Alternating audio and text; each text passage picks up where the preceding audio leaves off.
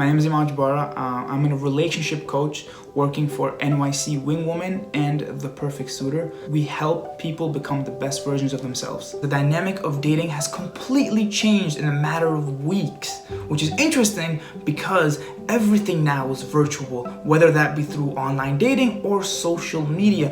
This is really the time to take advantage of these platforms. So you have Tinder, you have Bumble, you have Hinge, which are the more universal types. But then you have other ones specifically for a niche, like J-Swipes, which is for Jewish singles, Minder, which is basically Muslim Tinder for Muslim singles. Use this time to really find out which one fits your needs and take advantage, and you might find the person you're looking for, the person of your dreams, during this quarantine. Have you ever had that one person that you've always kind of been interested in but never really had the courage to talk to? Well, this is the perfect chance. This is the time to really build your courage and reach out to them and see where it goes.